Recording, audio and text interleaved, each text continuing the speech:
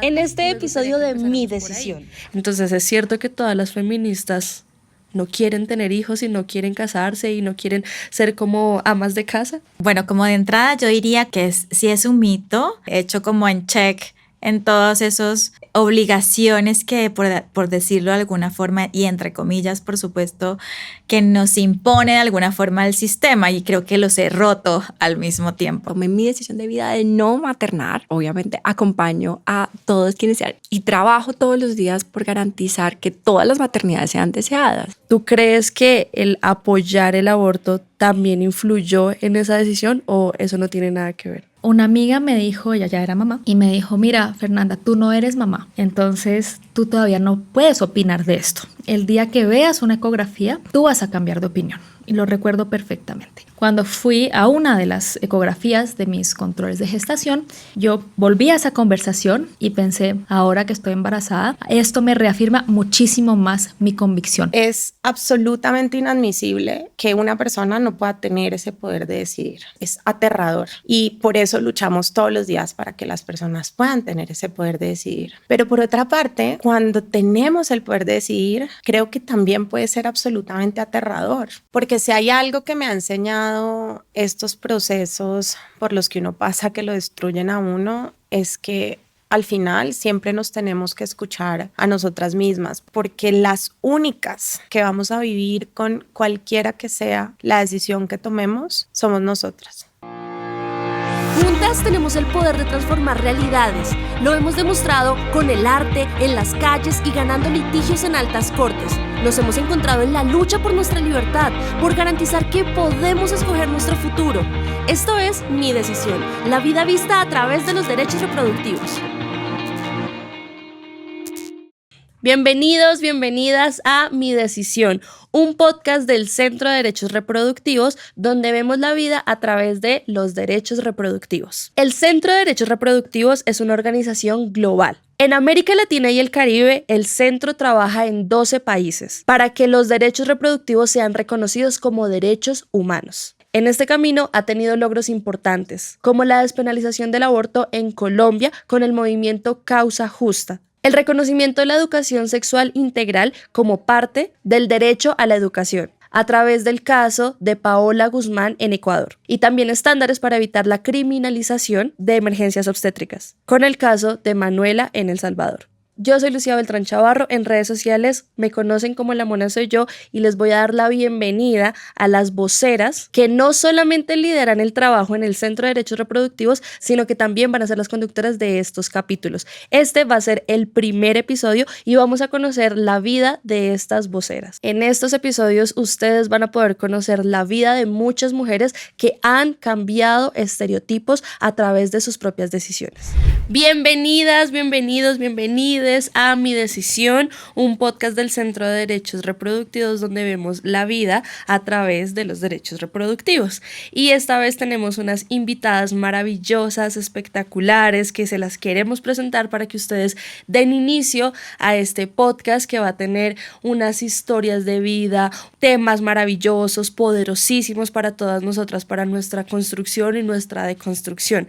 Así que démosle un fuerte aplauso a Carmen Cecilia Martínez, Fernanda Vanegas, Angélica González, Catalina Martínez. ¡Bravo! Gracias, estoy súper emocionada de que estemos empezando este proyecto tan bonito para que podamos hablar sobre las decisiones que tomamos todo el tiempo en nuestras vidas cotidianas y podamos aprender más también de derechos reproductivos. ¿Qué es exactamente lo que tú haces en el Centro de Derechos Reproductivos para todas las personas que empiezan a conocerte, a seguirte, a verte? Quizás empezar contando qué es el Centro de Derechos Reproductivos antes de contar qué hago yo ahí. El Centro de Derechos Reproductivos es una organización que trabaja para que todas las mujeres, adolescentes y niñas puedan tener la capacidad de tomar decisiones sobre su vida, sobre su cuerpo, sobre sus futuros. Y para hacer eso, pues básicamente lo que hacemos es que desplegamos diferentes estrategias legales de incidencia, de comunicaciones, de alianzas con movimientos, con otras organizaciones, para que efectivamente podamos ir, por una parte, cambiando la ley, pero también por otra, contribuyendo a cambios más profundos sociales y culturales a través, digamos, de conversaciones públicas. ¿Cuál es mi trabajo en el Centro de Derechos Reproductivos? Yo soy la vicepresidenta para América Latina y el Caribe y junto con un equipo maravilloso, extraordinario, pues básicamente lidero las operaciones del centro en la región, ¿no? Tanto desde lo legal, lo de incidencia, lo de programas y demás. ¿Qué es trabajar en incidencia? Trabajo de incidencia es cómo hacemos justamente para incidir, para influenciar el cambio y lograr lo que queremos. Cuéntame qué significa ser la directora asociada de estrategias legales. Es algo pues muy retador, muy inspirador, desafiante, emocionante al mismo tiempo. Y sobre todo que eso además es solo posible como el resultado, porque existe un equipo maravilloso detrás, un equipo de abogados, de abogadas que están trabajando pues día a día conmigo y pues de toda la organización que hace parte de este gran resultado de que nuestras estrategias legales sean pues muy, muy exitosas. ¿Qué significa tu cargo? ¿Qué significa ser la directora asociada de programas? Ser la directora asociada de programas en el centro significa tener la visión estratégica de lo que pasa en América Latina, significa resolver problemas todo el tiempo, que me parece maravilloso, buscar cómo hacer o cómo las personas en el centro y el equipo del centro haga su trabajo de una manera más fácil. Implica adicionalmente como conocer lo que está pasando en la región, digamos desde un punto de vista temático, en general de todo lo que manejamos en el centro, pero implica también entender todos los procesos que están por debajo que permite que todo sea una realidad. Y llegar acá a un lugar donde estamos hablando de los derechos sexuales y reproductivos de las mujeres y personas en capacidad de gestar, pues digamos te abre un universo infinito de posibilidades, sobre todo de posibilidades para crear un impacto. Y eso al final es lo que hace la directora asociada de programas, ayudar a que este impacto sea posible en la región. Y pues bueno, el centro también está a nivel global, entonces digamos que exponencialmente haces parte de un gran equipo de personas que logran llevar este impacto a nivel global. Sí, impactan también de manera positiva a muchísimas personas, sobre todo mujeres, como lo has dicho, y creo que todas las mujeres que están siendo parte de esta vocería del podcast de Mi Decisión hacen eso, hacen un trabajo increíble por los derechos reproductivos, y la mayoría se consideran abiertamente feministas. Quiero saber tú desde hace cuánto tomaste la decisión de ser feminista o cuándo te diste cuenta que eras feminista, antes o después de llegar al centro. Soy reciente y creo que viene también del hecho de tener la valentía, porque además ponerte las gafas moradas es una decisión de valentía. Es ser valiente porque vas a empezar a ser incómoda, entonces vas a estar incómoda en muchos lugares, entonces fue una decisión que llegó a mí por muchas razones, pero que desde una vez que me las puse no hay marcha atrás y aquí estoy. Recuerdo perfectamente el día en el que yo estaba en una reunión de dirección. Yo soy miembro fundadora del Comité de ONU Mujeres en Francia. Estamos en un steering committee y una de las feministas históricas y pioneras del feminismo francés, en ese caso, dicen nosotras las feministas y dice una cosa así, y entonces a mí me pregunta, me interpela y yo ahí respondo, no, es que yo no soy feminista.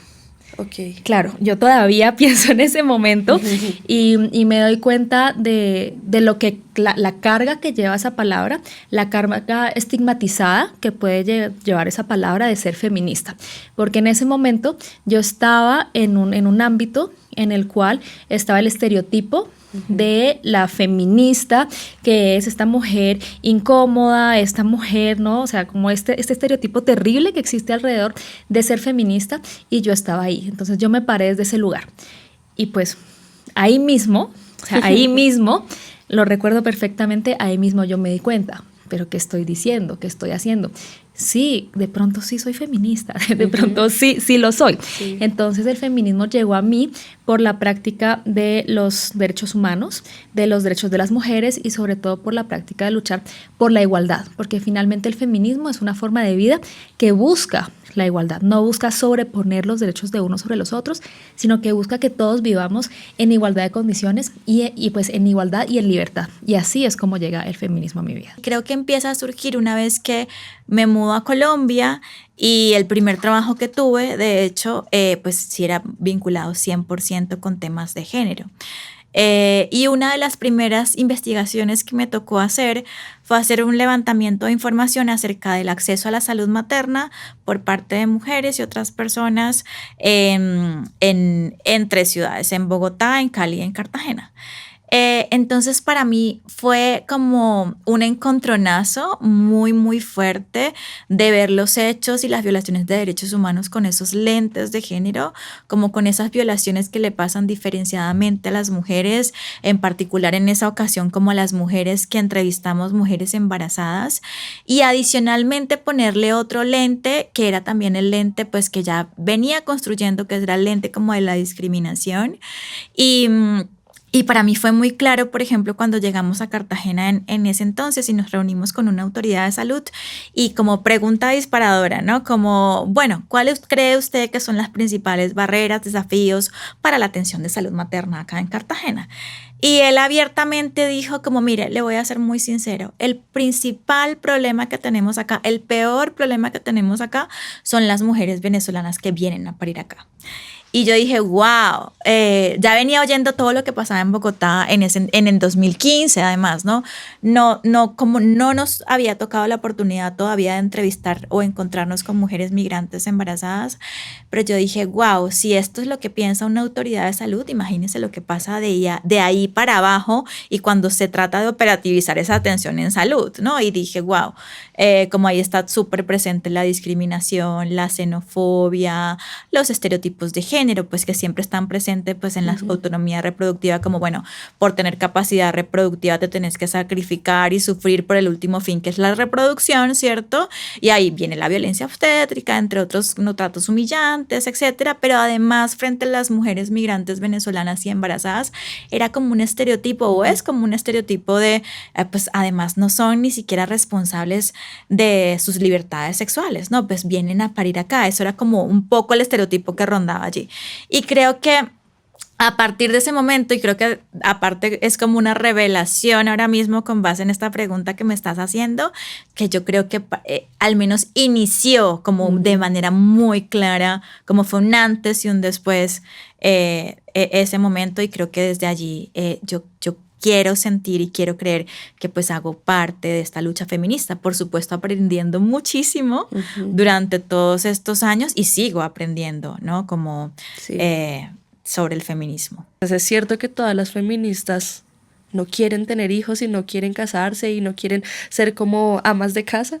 No, bajo ninguna circunstancia, por supuesto, eso no es cierto, es una caricatura extrema en donde nos ponen a las feministas, ¿no? Es como si por ser feminista, entonces la maternidad termina siendo algo que no queremos ejercer, lo cual no es para nada cierto, al contrario, lo que las feministas queremos es que esas maternidades sean siempre profundamente deseadas, porque entendemos el impacto que tiene una maternidad en la vida de una persona, ¿no? O sea, ejercer una maternidad trae unos cambios enormes en la vida. Y precisamente por ello es que esa maternidad debe ser deseada, esa maternidad debe ser elegida, esa maternidad debe ser decidida. Yo creo que, bueno, como de entrada yo diría como que si es un mito, pues no sé, yo creo que además he hecho como en check en todos esos obligaciones que, por decirlo de alguna forma, y entre comillas, por supuesto, que nos impone de alguna forma el sistema, y creo que los he roto al mismo tiempo, ¿no? Entonces, pues nada, yo creo que además soy pues feminista, soy una mamá amorosa, soy una pareja amorosa, soy una hija amorosa. Estoy casada por la iglesia y fue una decisión muy personal y también inspirada por las personas que más amo en el mundo y que son y eran, porque algunas ya no están acá, son los amores de mi vida. Entonces, y es una decisión que no me arrepiento para nada. Creo que también muchas veces, esto que hablamos de incomodar también está en entender un poco a veces las incoherencias de la vida. No siempre vamos a ser coherentes con absolutamente todo. Me encantaría. Además, soy un detector de incoherencias increíbles, como acá, esto no. Pero en este momento es, de cierta manera, abrazar esas incoherencias y decir, sí, tomo una decisión en un momento determinado por amor, digamos, por amor a muchas personas, no solamente amor a mi esposo, sino amor a muchas personas, y para nada me arrepiento, sino que convivo con eso y he aprendido a simplemente como llevar mi vida y entendiendo que también todo esto tiene muchos grises. Estoy casada. No recuerdo desde hace cuánto estoy casada. Estoy casada desde hace 10 años y mi esposo de pronto va a ver esto, mi familia de pronto lo va a ver, ellos tienen la cuenta, pero alrededor de 10 años de matrimonio, más de relación. Y, por ejemplo, tú dices palabras que no van juntas, y es cierto que hay algunas vertientes del feminismo cuestionan el matrimonio como una institución patriarcal. Y pues ciertamente el matrimonio en sus inicios es una situación, una institución patriarcal, pero pues también creo que podemos resignificar, cada una de nosotros desde nuestro feminismo podemos resignificarlo. Y soy mamá desde hace 3 años y medio, eso sí, no se me olvida. Yo siento que aunque la maternidad puede ser un derecho para muchas personas, pareciera que para las mujeres es un deber, es como una imposición, y que no está tan mal visto si un hombre dice yo no quiero ser papá, pero si una mujer dice yo no quiero ser mamá, le caen encima muchísimas opiniones, muchísimos comentarios malucos a veces. Entonces me gustaría que abordáramos cómo empezaste tú a vivir esa sensación, porque lo llevas desde hace mucho tiempo, esta decisión. O sea, no tomé esta decisión de vida, tomé mi decisión de vida de no maternar, pero pues obviamente acompaño a todos quienes sean y trabajo todos los días por garantizar que todas las maternidades sean deseadas. Eso creo que también es ahí un poco donde está la diferencia, y ahí sí entran todas mis gafas moradas. Si antes de mis gafas moradas yo hablaba de es una decisión personal, es una decisión que yo tomo simplemente, y que tomé y que adicionalmente tomé, digamos, también, digamos, acompañada y respaldada por mi esposo, porque los dos tomamos la decisión también. Adicionalmente, entonces ya se vuelve un tema en el que celebro las maternidades, pero además trabajo porque todas las maternidades sean deseadas. Entonces ahí ya empieza también como una evolución. La necesidad acá es poder decidir, ¿no? Poder tener esa posibilidad. Y el poder decidir es poder decidir ser madre cuando estoy absolutamente segura de que quiero, y es poder decidir no serlo cuando estoy segura de que no lo quiero ser, y que cuando no quiero ser madre tengo que tener a mi disposición una serie de medidas que me permitan tomar esa decisión. Y esas medidas van desde poder entender cuál es la dimensión de la violencia, poder tener acceso a educación sexual integral, poder tener acceso a anticonceptivos y poder tener acceso a aborto legal en condiciones de dignidad, de seguridad y demás. Mira, yo creo que vivimos en una sociedad en donde ese rol de maternar ha existido siempre, ¿no? Es como por defecto. O sea, las mujeres nacemos, crecemos y sabemos en nuestra cabeza que queremos estudiar, volvernos profesionales en cierta cosa, etcétera. Y siempre ahí hay una pregunta acerca de, bueno, ¿y vamos a ser mamás? ¿No? O sea, como que porque por defecto crecemos, nos embarazamos y tenemos hijos. Y cuestionar esa estructura es muy difícil porque está ya demasiado establecida, ¿no? Y cuando la queremos cuestionar, inclusive para nosotras, es difícil, porque no sabemos, por ejemplo, si el deseo de maternar es un deseo genuino, ¿no? Es un deseo que viene de algo íntimo, profundo, de nosotras mismas, o si es un deseo construido precisamente por esa historia y por ese mandato. Y cuestionar la existencia de ese deseo es profundamente complicado para la sociedad entenderlo, pero para uno mismo inclusive, ¿no? O sea, como... Entonces, creo que tenemos que ser muy generosas y muy solidarias entre nosotras y seguirle explicando a la sociedad por qué es tan importante y tan vital que esas decisiones las podamos hacer pese a esos mandatos que existieron durante tanto tiempo y que realmente no tienen ningún sentido. ¿Será que en algún momento tú dudaste precisamente por todo el entorno, todo nuestro contexto cultural que nos está diciendo la mujer tiene que ser mamá y se te va a ir el tren, o todos estos comentarios? ¿Tú llegaste a dudar? ¿Tú llegaste a sentirte como afectada por algún comentario? Sí, realmente. Creo que, ¿sabes? Hubo un momento, y creo que un momento en la pandemia, donde entiendes o donde se ve tan de cerca la fragilidad de los seres humanos, o sea, como que en un punto donde te das cuenta que realmente somos seres muy frágiles, como que me hizo pensar en eso. Dije como, ¿será que en este momento de fragilidad de verdad yo siento que debería ser mamá y traer a un ser al mundo para, no sé, enseñarle 1000 cosas, para que vea la vida de una forma increíble, para que sea obviamente, con este lenguaje, porque a veces me pasa, que sea un sujeto activo de cambio, yo quiero pero, y lo pensé mucho en ese momento de fragilidad, porque también me sentía muy frágil y muy vulnerable, y creo que también eso en general pasó en ese momento, pero fueron como momentos y nunca, digamos, creo que las cosas que aprendí también fue a verlo con mucha autocompasión. O sea, es como, claro que va a haber momentos donde tú, así como te preguntas por eso y te preguntas por muchas cosas más, ¿qué te habría sido si hubiera tomado esta decisión en vez de esta? Creo que hay muchos momentos en la vida en los que siempre mirarás para atrás y dirás, ¿será que yo sí tomé la decisión que es? Y espero que en el futuro siga pasando, pero espero que en ese futuro siga como contando con estas herramientas de autocompasión, y es verme y decir como, ok, claro que sí puedes dudar, vas a poder dudar siempre. Yo estaba pensando un poco sobre el nombre del podcast, que es Mi Decisión, y estaba pensando que es absolutamente inadmisible que una persona no pueda tener ese poder de decidir, ¿no? Es aterrador. Y por eso luchamos todos los días para que las personas puedan tener ese poder de decidir.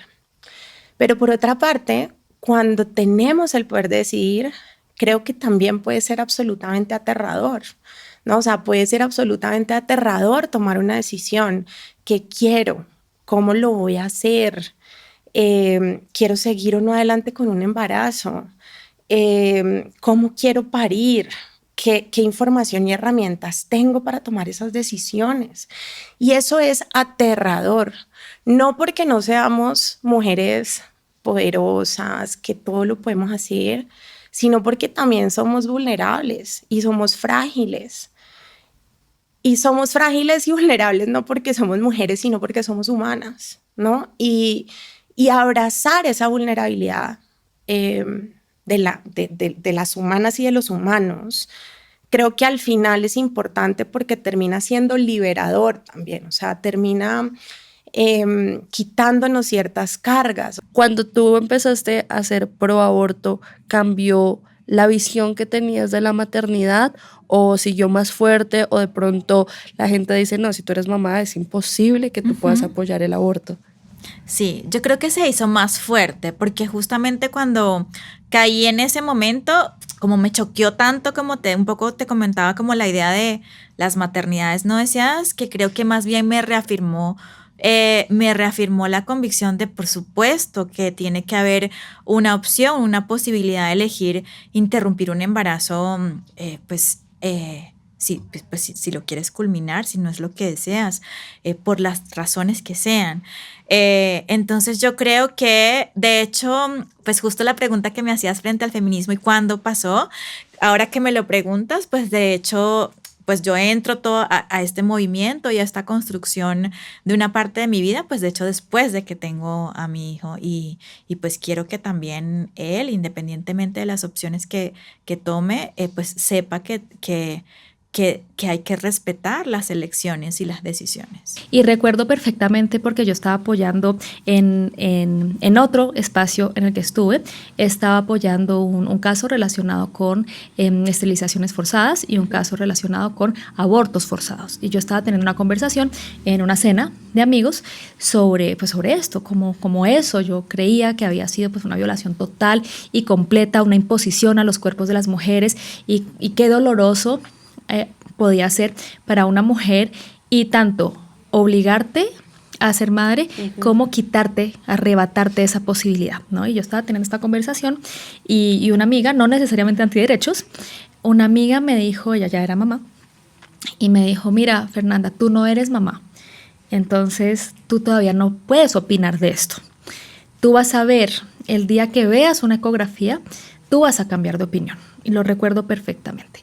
Y cuando yo ya estaba gestando, cuando fui a una de las ecografías de mis controles de gestación, recuerdo muy bien que yo vi esa ecografía y en todo el proceso de gestación yo volví a esa conversación y pensé, no, ahora que estoy embarazada, esto me reafirma muchísimo más mi convicción. Es un momento, o sea, es una decisión tan profunda, es un cambio vital tan fuerte, es realmente una decisión que solamente puedes tomar tú y nadie puede imponerte pasar por algo así, porque cuando tú decides gestar, cuando tú estás en una gestación tienes miedo todos los días, por afortunado que sea tu embarazo, todos los días tú tienes miedo, la carga que tiene a tu cuerpo, las transformaciones de tu cuerpo, la carga para tu cuerpo, la carga pues también para tu salud mental, la carga práctica, financiera, económica, que eso significa los impactos que tiene una maternidad, tiene impactos en todas las dimensiones de nuestra vida, impactos buenos, menos buenos, de muchas dimensiones, pero en todas las áreas de nuestra vida. Y por lo tanto es una decisión que nadie te puede arrebatar. Y yo cuando estuve embarazada y ahora que soy mamá, eso solamente me refuerza mi convicción de que las mujeres tenemos que tener ese derecho a decidir. No, ¿sabes lo que me enseñó o lo que aprendí o lo que estoy aprendiendo? Porque esto es como que nunca para el aprendizaje. Es que precisamente trabajar por la defensa, el derecho al aborto, es trabajar por las maternidades deseadas. Entonces es ver con otros lentes, con los lentes verdes, si le queremos poner además nuestra gran paleta de colores, es como ver con nuestros lentes verdes que lo que quiero garantizar es eso, es que cada persona, cada mujer y persona en capacidad de gestar que decide maternar, lo decide, que no es nunca algo impuesto. Las mujeres terminamos siempre estando discriminadas y criticadas por cualquiera de las decisiones que tomemos, ¿no? Ay, pero ¿por qué abortar? Ay, pero ¿cómo puede ser posible que siga adelante con el embarazo y dio a su bebé en adopción? Ay, pero ¿cómo puede ser posible que siga adelante con un embarazo y va a maternar siendo tan joven? Siempre va a haber una opinión acerca de las decisiones que tomamos. Y es porque estamos nuevamente en una sociedad que siempre nos está señalando con el dedo y siempre nos está haciendo dudar de alguna forma de nuestras decisiones. Y yo creo que si hay algo que yo en particular he aprendido un poco atravesando momentos dolorosos, por ejemplo, yo el año pasado había emprendido un proyecto de maternidad que se cayó en la mitad. Y me tocó tomar decisiones profundamente dolorosas de las que ni siquiera sé si estoy segura hoy en día, ¿no? Y que hoy en día tampoco estoy segura ya qué quiero, porque estoy como tan llena de miedos y me siento tan frágil que ya no sé qué voy a hacer. O sea, a veces sencillamente no sabemos. Y no saber está bien, ¿no? Y como que parte de lo que yo quería decir hoy frente a lo que pensaba de mi decisión es que qué hermoso poder tener el poder de decidir, pero qué hermoso también poder ser generoso con uno mismo y decir a veces, no sé, y está bien. Y para terminar, este podcast se llama Mi Decisión, así que quiero preguntarte, ¿cuál ha sido esa decisión que has tomado que ha cambiado estereotipos? que ha desafiado estereotipos, sí tomé una decisión hace unos años. Ya hemos hablado del matrimonio, la maternidad, etcétera. En ese momento, pues yo ya era una feminista casada, ninguna feminista es perfecta, y mi pareja estaba en un país, en Colombia, y a mí me ofrecen una muy buena oportunidad laboral, me ofrecen, o sea, paso un concurso, etcétera, etcétera, y obtengo una posición en Washington, D.C. Pero pues el trabajo de él está acá y yo tengo una oportunidad para mi carrera que es allá. Entonces yo decido que me voy a ir para allá, que voy a aceptar esa decisión, que voy a aceptar esa posición, me voy a ir para allá y vamos a tener pues un matrimonio a distancia y ver esto cómo funciona. Y cuando tomo esa decisión, algunas personas me dicen felicidades, qué bien, claro que sí, aprovéchalo, es muy importante para ti, para tu carrera, lo que quieras. Y muchas otras la reprueban. Y recuerdo varias personas preguntándome, ¿quién le va a cocinar a tu esposo? Ay. ¿Y cómo vas a dejar a tu esposo solo? No, pero ¿cómo dejas a tu esposo solo? Imagínate, después tú vas a regresar y no lo vas a volver a encontrar. Y ahí esa decisión me confrontó con mi propio feminismo de decir cómo yo voy a dejar algo que es importante para mí simplemente porque por amor, entre comillas. O sea, ¿cómo puedo yo balancear todo esto? Y dos, pues ¿cómo así que quién le va a hacer de comer a mi esposo? O sea, por suerte. ¿Quién le va a tender la cama? Por suerte mi esposo sabe hacer de comer, pero realmente el nivel de cuestionamiento fue ese, y no solamente de una persona, de varias personas. Claro. Entonces me hacían cuestionarme esa decisión. Es como un miedo colectivo de muchas personas de ya estás asegurada, ya Claro. te lograste casar, ¿cómo lo vas a perder? Claro, pero ¿cómo así? Entonces, si te vas a ir, ¿y cómo vas a hacer matrimonio? ¿Y quién se va a ocupar de la casa? ¿Y quién va a hacerle de comer a tu esposo? ¿Y vas a dejar a tu esposo solo? Y yo, pues sí, pues encontrará una forma de que se cuide la casa, y pues mi pareja sabrá hacerse de comer y cuidarse solo, y pues sí, esta es otra forma también de vivir una relación, y es la forma que yo tengo de balancear todas las dimensiones que yo pueda tener, y la dimensión de mi pareja y la dimensión pues de una oportunidad profesional. Pero esa fue una decisión en su momento difícil, que fue pues muy criticada en mi entorno. ¿Y cuánto tiempo duró eso? Eso duró 4 años. Eso duró 4 años. Y después de esos 4 años, ya juntos, enfrentando una pandemia, decidimos pues ampliar una familia y ser madres y padres. Yo creo que el primero, mira, creo que en mi adolescencia, en mi juventud, fui una persona como que no necesariamente estaba en el molde, que no necesariamente tenía porque era como, no, pues ya a esta edad tenés que tener noviecito, porque si no te quedas pues para vestir santos. Entonces yo no encajaba tanto en el molde, rumbeé un montón, me encantaba la fiesta, o sea, en Venezuela rumbear como bien de fiesta. Y cuando yo le cuento, por ejemplo, a mis amigas, como a mi gente cercana, como la gente no lo podía creer. No, es como, no, pero tú te estás segura, pero no, tengo que verlo para creerlo. Incluso cuando pues fui a Venezuela una vez que nació mi hijo, viajamos de 1 mes y medio a Venezuela, pues a mi ciudad, la gente, no, es que llegaban como a visitarme, es que yo tenía que verlo para creerlo, porque no podía creer que tú con un hijo. Entonces yo creo que eso fue uno de los primeros.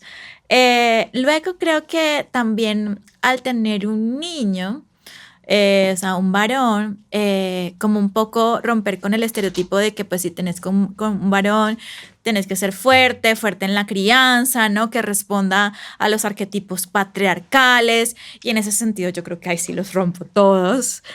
Soy una mamá además como muy amorosa, tengo una relación muy amorosa con mi hijo, él me escucha hablar todo el tiempo de esto, incluso el otro día me decía como, mamá, te voy a comentar algo, pero no vas a decir que soy machista por esto. Entonces, bueno, me dio mucha risa, pero al mismo tiempo como una esperanza de que, bueno, algo estoy haciendo bien, de que por lo menos él está incorporando ese lenguaje y lo señala como algo que no necesariamente es tan bueno.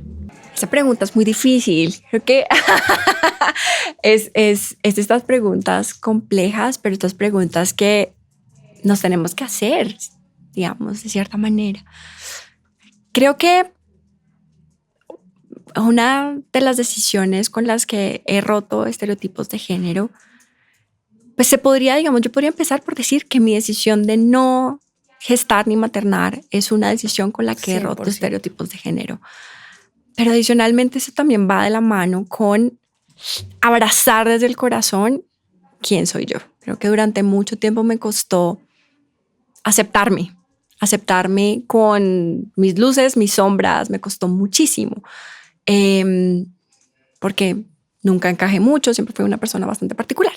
Entonces, lo soy, sigo siendo una persona particular. Pero en un momento en el que tú te abrazas con esas luces y esas sombras y abrazas a quien eres, en ese momento es que realmente siento que pude romper no solamente los estereotipos de género asociados a ser mujer, sino los propios estereotipos de lo que se espera que una persona, ser humano, sea en la sociedad. Entonces es abrazar con amor quién eres. Y creo que esa es la decisión que más cambió mi vida y con la que rompí y otros estereotipos, digamos, asociados a quién soy. Pero creo que es esa. Bueno, sin lugar a dudas, mi activismo, ¿no? Un activismo que incomoda, que a veces no está bien recibido, que me pone en un lugar y me señala de alguna forma porque supuestamente por ser activista soy X o Y cosa, cuando en realidad pues hay un montón de versiones de Catalina que existen en mí, independiente de mi activismo, independiente de mi feminismo, independiente de mi empoderamiento. Y yo creo que tomar esa decisión de trabajar todos los días por algo en lo que creo y que espero que en realidad tenga un impacto en las sociedades, pues es sin lugar a dudas una de las decisiones que rompe estereotipos todos los días, todos los días. De hecho, cuando yo entré al Centro de Derechos Reproductivos, cuando estaba en el proceso de selección, yo estaba postulando para un puesto de asesora legal, ¿no? Yo me quería encargar del litigio de algunos de los casos del centro, y en el proceso de selección me dijeron que me querían entrevistar para un puesto mayor, ya de gerencia, para tener un equipo, y yo me acuerdo que respondí, no, pero bueno, sí, me puedes entrevistar para ese puesto, pero por favor no me dejes de considerar para el otro, ¿no? Porque al final había algo dentro de mí todavía que me producía cierta inseguridad, ¿no? Que decía como, uy, no, yo estoy como, de pronto no tengo tanta experiencia o de pronto sigo estando muy joven para una posición como esa. Y luego entendí que esa reacción mía estaba basada en un estereotipo también, ¿no? En un estereotipo en donde las mujeres tenemos entonces que estar más preparadas que quién sabe qué para ocupar puestos de poder, y nos ponemos nosotras mismas unas cargas y unas metas y queremos ser perfectas en todo. No, es como en un momento es como no, o sea, si yo hubiera sido hombre, seguramente en ese momento hubiera dicho sin pensarlo 2 veces, claro, entrevístame para el otro puesto. Y entonces asumir esa entrevista, haberme ganado ese puesto y desde ahí haber estado construyendo pues esta carrera también de liderazgo, y hoy en día ser la vicepresidenta de una región, cuando mis pares vicepresidentas tienen 10 años más que yo, pues es sin lugar a dudas un gran logro y pues una manera también de romper estereotipos. Okay. Muchas gracias por ver este primer capítulo. Esperamos que les gusten muchísimo los siguientes, que se conecten, que lo compartan un montón y por supuesto síganos en nuestras redes sociales como @ReproRightsLab.